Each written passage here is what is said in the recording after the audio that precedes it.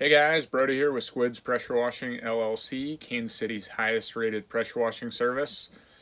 As you can tell, I'm in some different digs today. I'm actually in an Airstream Airbnb in Dallas, Texas for a couple days while my girlfriend, who owns a massage therapy practice, is learning a new modality that she can add to her practice.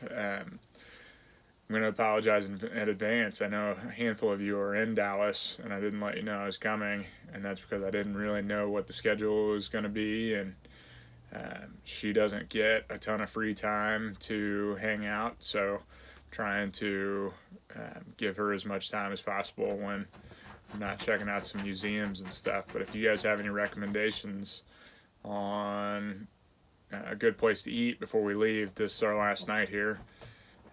Leave them in the comments below. But today I want to talk to you about how to improve your word of mouth and repeat customers immediately, and for almost free. One thing, you got to buy some stuff, but otherwise, free marketing. It's word of mouth, referrals. Arguably the best thing service companies can do is improve and build a structure around creating word of mouth referrals.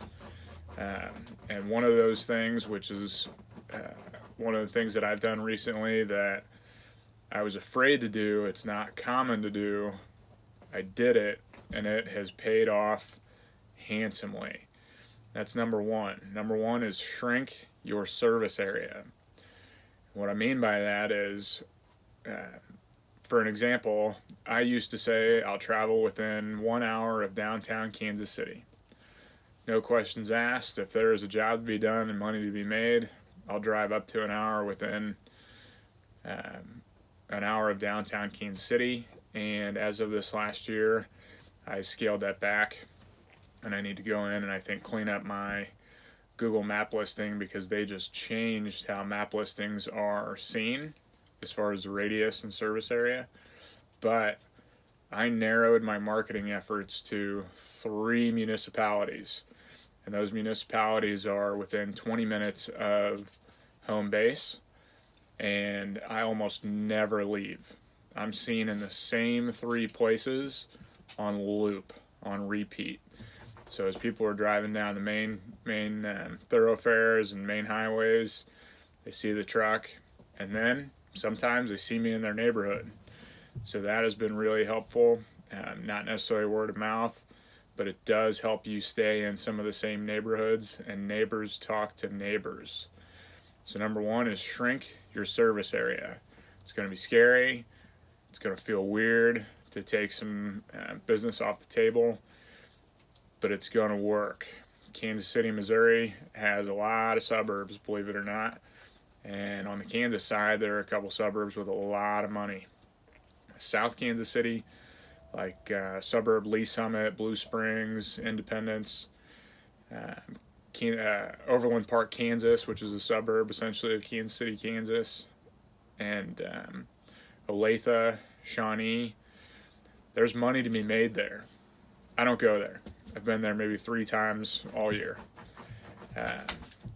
Well, I take that back. Maybe once a month. So 8 times, 8 to 10 times, I've left my 20-minute service area.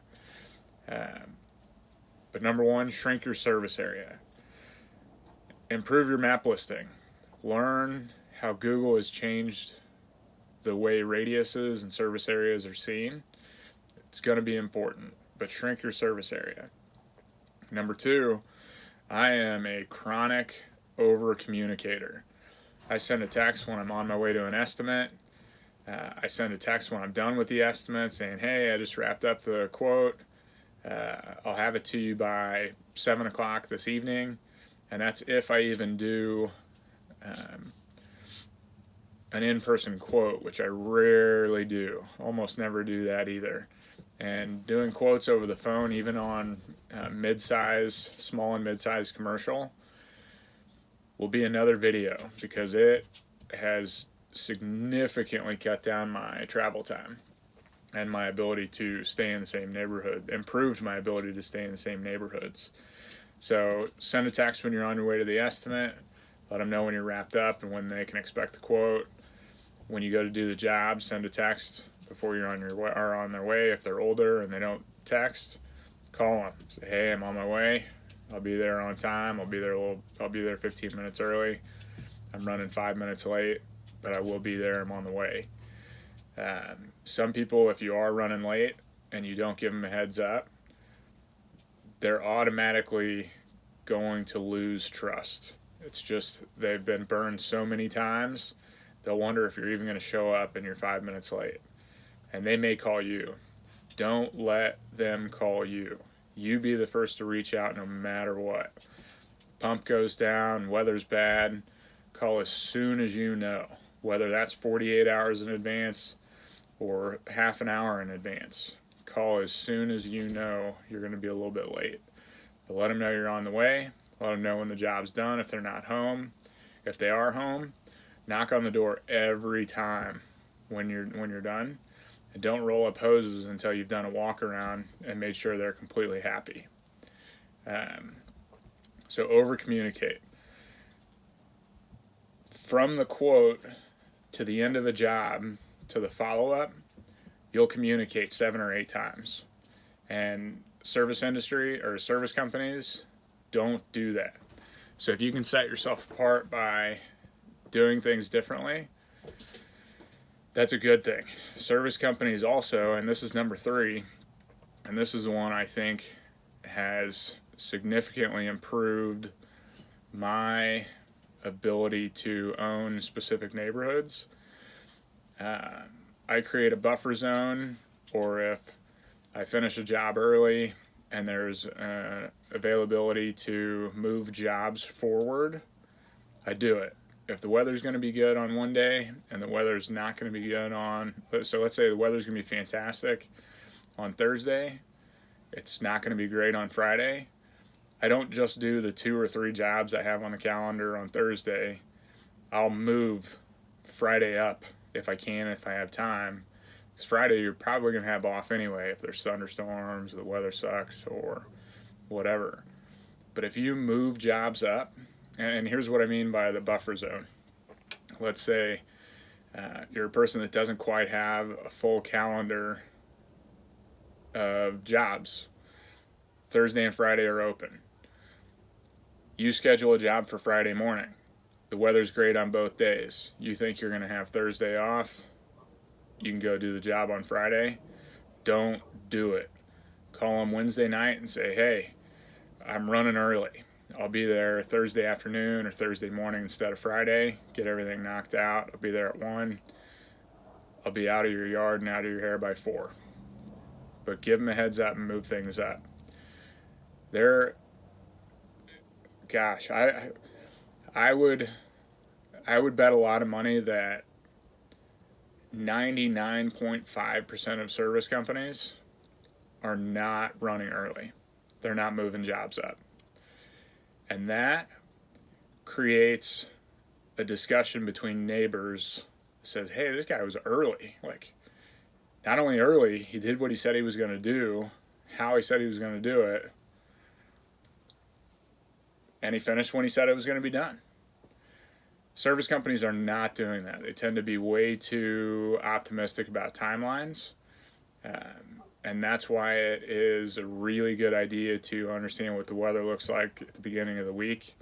If you have open days early in the week and you can move stuff forward by 1 or 2 days, that has been the single most powerful thing that I've done to create word of mouth in the same neighborhoods, which again, I'm in on loop. Excuse me. So the other thing, number 4 is 5 arounds. Door hangers get misused and abused religiously in the service industry, whether it's pressure washing, window cleaning, landscaping, realtors, you name it. It gets abused. You hire some high school or college age kid or your wife who likes to run to go put out 1,000 or 1,500 door hangers, and the rate of return is 0.5%, and you wonder why. It was a waste of time and money. Door hangers need to be simple. They need to be bigger than everybody else's. So spend the money on good door hangers, the big ones. I think it's 4.5 by 11. They're huge. And the reason is, whether somebody puts their door hanger over yours or you put yours over somebody else's, it's going to get noticed immediately. But on every door hanger, mention the neighbor. It's a social signal of trust that says, hey, just wanted to let you know we just did work at blank line. You can fill it in. The Johansson's house or 123 Main Street. And this is what we did. Blank line. House wash, window cleaning. You fill it out. Under that, you say, is there anything we can do for you? And you list your services. House washing, concrete cleaning, window cleaning, landscaping, fertilizing, mowing, seeding, whatever your services are, that's at the bottom.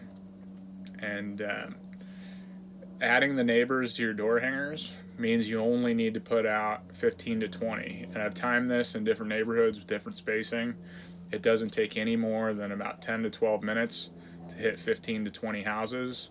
If you're moving, you got a good little pace going. You want to do the 5 to 7 houses to the left of the house you just worked on, all filled out beforehand the night before.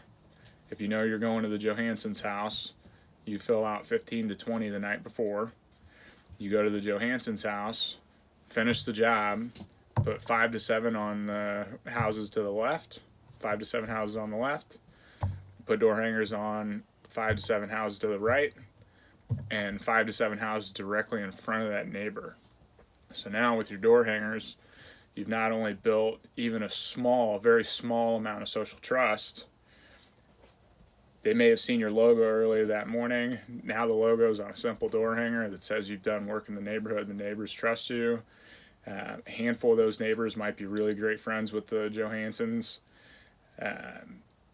And those 15 to 20 door hangers will net usually a return, maybe not right away, but within a season, one job for every 15 to 20 door hangers you hang, which is a lot better than 1 or 2 jobs per 100 or 1,000 door hangers that you hang. So stop shotgunning door hangers, make the door hangers personalized, and do less, which I know is counterintuitive, but do less. The other thing is simple marketing. I don't do fancy wraps. I don't do a ton of yard signs. I don't do Google ads. I don't do Facebook ads. I don't do Instagram ads, with the exception of for the Christmas light company, and we're just trying to get the word out there. But even with that, I spent less than $150 on Christmas light ads, and it will end up being about 30% of my annual revenue. Simple is best. Be seen all the time in the same neighborhoods, so to the point where you'll be in a neighborhood for the 5th, 6th, 7th time that year. You'll be like, hey, Bob. You know the neighbors, right? It builds a sense of community. Word of mouth is huge that way. Though it'll get to the point where some of those folks don't even know other companies in your area do what you do. If it's something like pressure washing, you can swing a dead cat and hit 3 or 4 lawn guys in just about any neighborhood, but this is the way to keep the other lawn guys out. Over communicate. Shrink your service area. Be seen all the time in the same neighborhoods. Over communicate.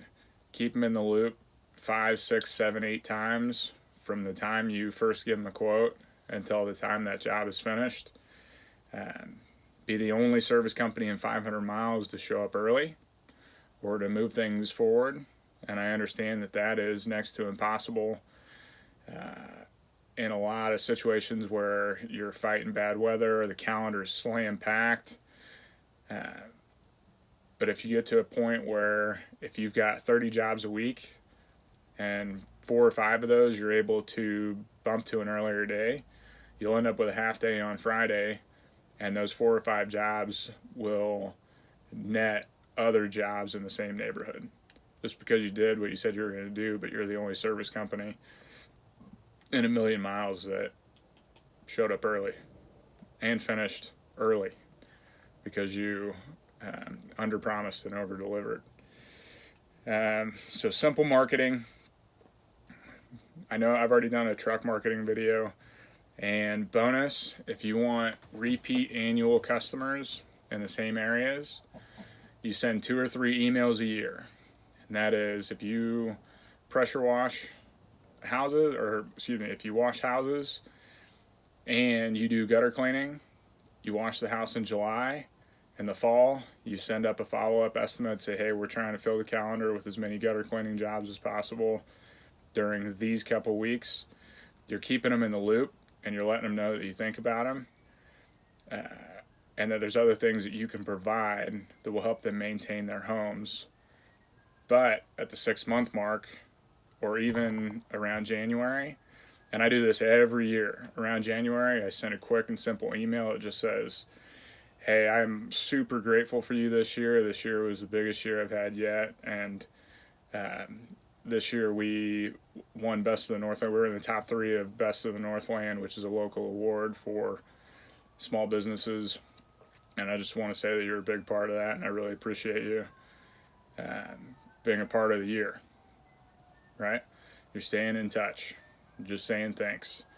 And you can do this really easy, really simple with MailChimp for free.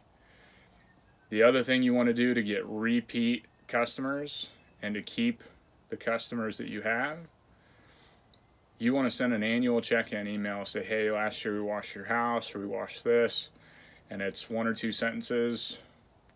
Says, hey, we did this for you last year. Haven't heard from you in a year. Is there anything that you need from us or that we can do for you? To include a maintenance wash on the house. Maintenance washes on the house are not a full deep clean. It's typically a freshwater rinse down and maybe spot treating the north side. And we typically charge about half of what we do on a full deep clean on those. And people jump at the chance to keep their house maintained. Really easy. You can put 60 of them on a route over the course of a week, 2 weeks. Be in and out of those houses in half an hour each. Freshwater rinse down, spot treat, maybe do a little work on the north side, and hit another house a block over, or maybe even the neighbor, and have enough water in the tank that you don't even have to hook up to the next house. So that was kind of a bonus. That's how I stay in touch with customers and have so many repeat customers, because I'm thinking about them. They're huge. They help me feed myself. They help me. Your customers are the reason you have a business. So keep in touch with them. Think about them. Don't spam them. And show up early. Do the things you say you're going to do when you're going to do them. And communicate a lot. People are really appreciative of it because they've been burned so many times by just about every other service company they've dealt with, except for maybe a handful. So I hope that's helpful.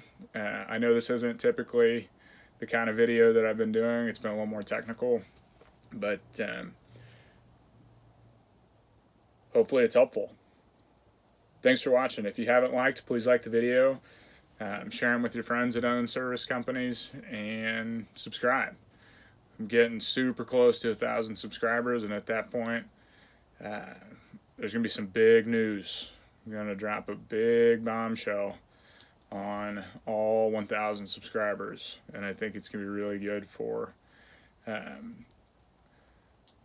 our community and the industry as a whole, service industry as a whole. Thanks for watching. I'll see you next week.